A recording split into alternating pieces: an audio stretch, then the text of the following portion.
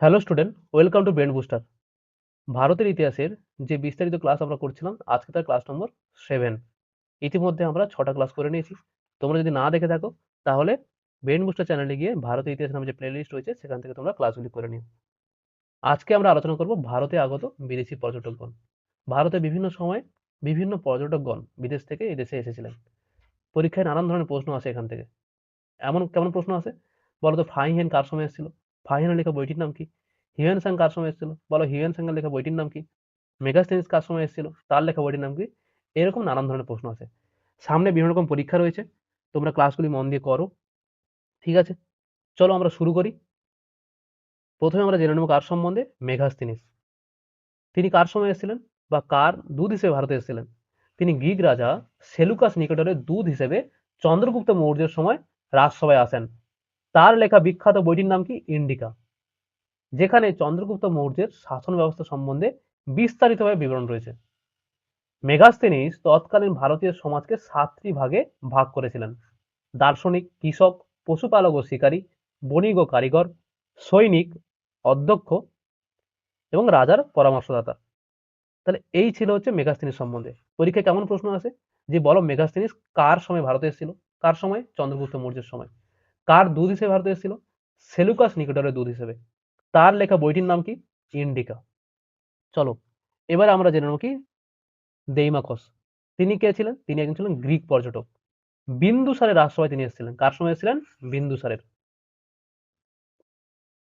তারপর ফাহিয়ান, খুব গুরুত্বপূর্ণ এটি। কার সময় এসেছিলেন? তিনি দ্বিতীয় চন্দ্রগুপ্তের শাসনকালে ভারতে এসেছিলেন। কার সময় এসেছিলেন? দ্বিতীয় চন্দ্রগুপ্তের। তার মূল উদ্দেশ্য কি ছিল? বৌদ্ধ ধর্ম সম্বন্ধে তথ্য একত্রিত করা, মানে বৌদ্ধ ধর্ম সম্বন্ধে তার জ্ঞানার্জনকে বৃদ্ধি করা। তিনি প্রথম চৈনিক পর্যটক হিসেবে ভারতে এসেছিলেন। ঠিক আছে, খুব গুরুত্বপূর্ণ এটি। তার লেখা বিখ্যাত গ্রন্থের নাম কি? ফু কুও কিং। বহুবার এটা পরীক্ষা এসেছে, এটা খুব গুরুত্বপূর্ণ। তাহলে ফাইহেন কার সময় এসেছিল? দ্বিতীয় চন্দ্রগুপ্তের সময়। তিনি কি জন্য এসেছিলেন? বৌদ্ধ ধর্ম সম্বন্ধে তার জ্ঞানার্জন বৃদ্ধির জন্য। তিনি ছিলেন কি প্রথম চৈনিক পর্যটক যিনি ভারতে এসেছিলেন। তার লেখা বিখ্যাত বইয়ের নাম কি? ফু কুও কিং।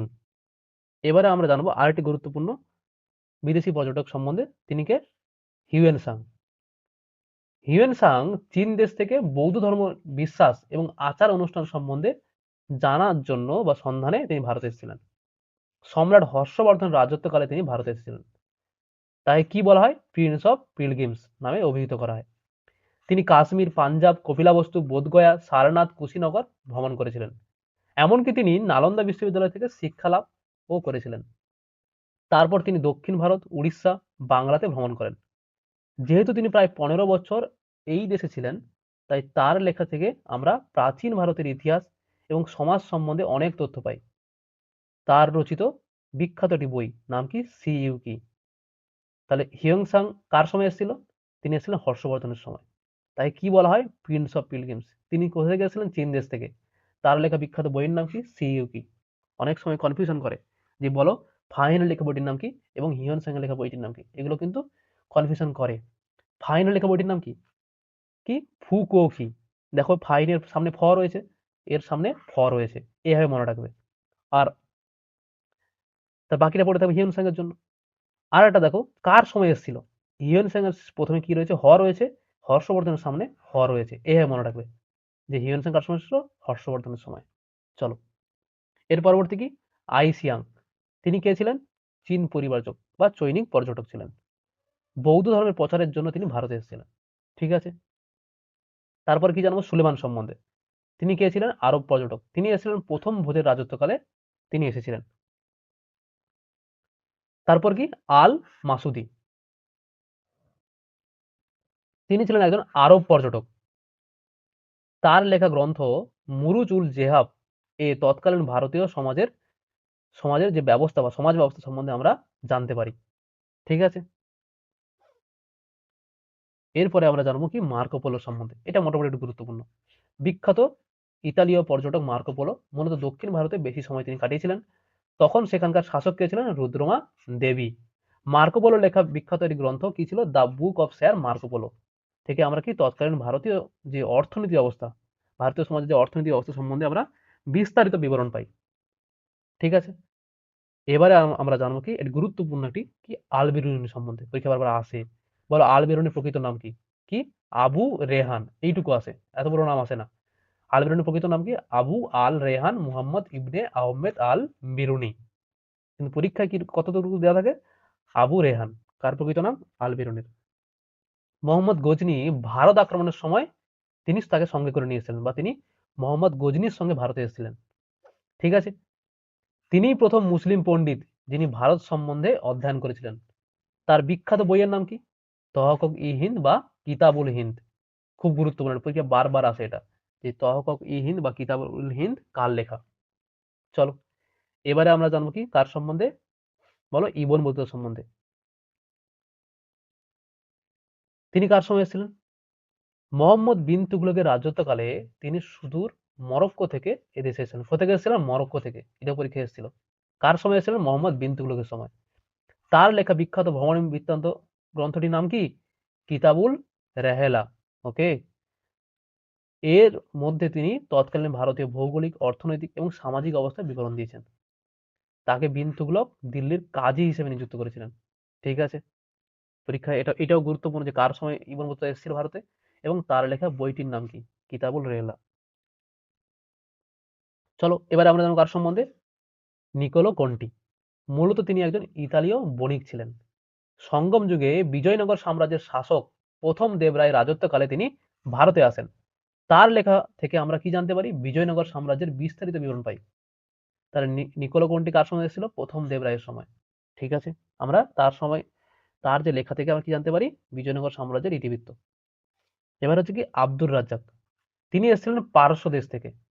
পারস্য দেশ থেকে আগত বিদেশি পর্যটক ছিলেন তিনি। তিনিও এসেছিলেন কি? বিজয়নগর সাম্রাজ্যের সময়। বিজয়নগর সাম্রাজ্যের শাসক দ্বিতীয় দেবরায়ের আমলে তিনি ভারতে এসেছিলেন। তিনি কালিকটের শাসক জামোরিনের সভায় বেশ কিছুদিন তিনি ছিলেন। ঠিক আছে।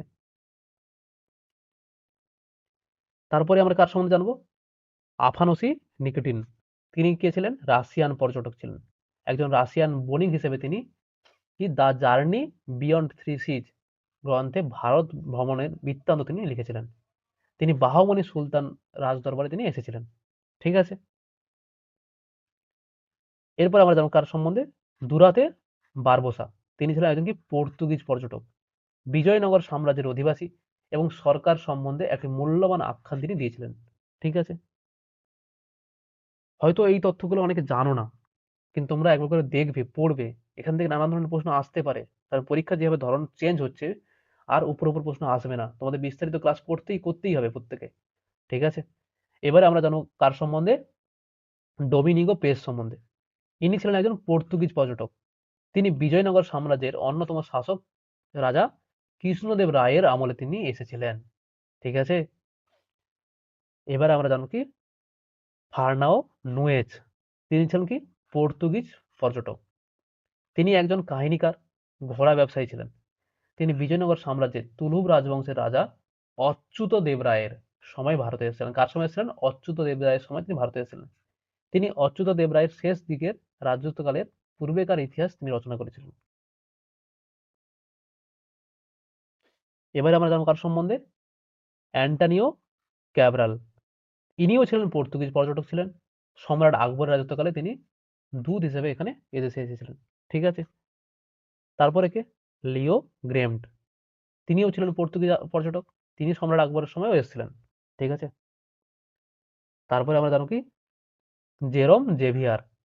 ইনি ছিলেন স্পেন পর্যটক। তিনি সম্রাট আকবরের রাজসভায় তিনি এসেছিলেন। তাহলে আকবরের রাজসভায় কে কে এসেছিলেন এগুলো কিন্তু মনে রাখবে, পরীক্ষা প্রশ্ন আসতে পারে। তারপরে কার সম্বন্ধে আমরা জানবো? William Hawkins. তিনি ইংল্যান্ডের রাজা প্রথম জেমসের দূত হিসেবে মুঘল সম্রাট জাহাঙ্গীরের দরবারে এসেছিল। পরীক্ষা এটা এসেছিল, অনেকবার পরীক্ষা এসেছে যে উইলিয়াম হকিংস কার সময় এসেছিল এবং কার দূত হিসেবে? তিনি ইংল্যান্ডের রাজা প্রথম জেমসের দূত হিসেবে মুঘল সম্রাট জাহাঙ্গীরের দরবারে তিনি এসেছিলেন। তারপরে কি? এটা তো খুবই ইম্পর্টেন্ট, আমরা জানি পরীক্ষা আসে এটা। স্যার টমাস বা থমাস রো। তিনি ইংল্যান্ডের রাজা প্রথম জেমসের দূত হিসেবে মুঘল সম্রাট জাহাঙ্গীরের দরবারে তিনি এসেছিলেন। তাহলে ইনিও এসেছিলেন। তিনি সুরাটের ইংরেজ ফ্যাক্টরি সুরক্ষার ব্যাপারে জাহাঙ্গীরের সাথে কথা বলেন। তার journal of the mission to the Mughal empire তৎকালীন ভারতীয় ইতিহাস সম্বন্ধে একটি ভালো ধারণা পাওয়া যায়। তারপর কার সম্বন্ধে জানবো আমরা? পিটার মুন্ডি। মুঘল সম্রাট শাহজাহানের রাজত্বকালে তিনি এসেছিলেন। তিনি ছিলেন কি একজন ইতালীয় পর্যটক। মুঘল শাসনকালে ভারতীয় সমাজ সম্বন্ধে তিনি বিস্তারিত বিবরণ তিনি দিয়েছিলেন। পিটার মুন্ডি কার সময় ছিল? শাহজাহানের সময়। তারপরে আমরা কার সম্বন্ধে জানবো? যে নিকোলো মানুচি। ইনি ছিলেন একজন ইতালীয় পর্যটক। মুঘল দরবারে দারাশিকোর দরবারে তিনি কর্মরত তিনি ছিলেন। গ্যামেলি কারেরি ইনিও ছিলেন ইতালি পর্যটক। সম্রাট শাহজাহানের দরবারে ইনি এসেছিলেন। তিনি মুঘল সাম্রাজ্যের সামরিক বাহিনী এবং প্রশাসন সম্পর্কে বিস্তারিত বর্ণনা দিয়েছিলেন। তারপরে আমরা জানবো কার সম্বন্ধে? Francois Bernier. ইনি ছিলেন ফরাসি পর্যটক। তিনি একজন ফরাসি চিকিৎসকও ছিলেন। তিনি শাহজাহানের রাজত্বকালে ভারতে এসেছিলেন। স্যার উইলিয়াম নরিস ইনি ছিলেন ইংল্যান্ড থেকে আগত বিদেশি পর্যটক। মুঘল সম্রাটের সময় কোম্পানির দূত হিসেবে এখানে তিনি এসেছিলেন। তিনি এসেছিলেন ঔরঙ্গজেবের রাজত্বকালে। ঠিক আছে। জন ফেরার। জন ফেরার কে ছিলেন? ইংরেজ পর্যটক। তিনি সুরাট ও বোম্বের সম্বন্ধে বিশদ বিবরণ তিনি দিয়েছিলেন। তাহলে এই কয়েকজন ছিল হচ্ছে কি বিদেশি পর্যটক। তোমরা ক্লাসটি ভালো করে দেখবে। ক্লাসটি শেষ হওয়ার পরেই কিন্তু আমি এর পিডিএফটি টেলিগ্রাম গ্রুপে দিয়ে দেবো। তোমরা সেখান থেকে দুই একবার পড়ে নেবে, দরকার হলে খাতায় নোট করে নেবে। কারণ এখান থেকে নানান ধরনের প্রশ্ন আসে। বলো যে নিকোলো কোন্টি কার সময় ভারতে এসেছিল? তখন রাজা কে ছিল ভারতে? তার তার বিবরণ থেকে আমরা কোথাও মানে কোন সময়কার ইতিহাস পাই আমরা? এইভাবে প্রশ্ন আসে। বললো যে ইবন বতুতা কার সময় ভারতে এসেছিল? তার বিবরণ সম্বন্ধে আমরা কোন যুগ, কোন সময়কার সম্বন্ধে আমরা ধারণা পাই। এরকম নানান ধরনের প্রশ্ন আসে। তোমরা ডিটেলস ক্লাসগুলি মন দিয়ে করবে। যেসব ডিটেলস ক্লাসগুলি আমি করাচ্ছি, ইতিহাস হোক, ভূগোল হোক, পলিটি হোক, তোমরা মন দিয়ে করবে। ঠিক আছে? তার সঙ্গে সঙ্গে আমি তো ডব্লিউবিসিএস এর প্রিভিয়াস ইয়ারের প্রশ্নগুলো করাচ্ছি, সেগুলো তোমরা দেখবে। সকলকে অসংখ্য ধন্যবাদ। সবাই ভালো থাকো, মন দিয়ে পড়াশোনা করো।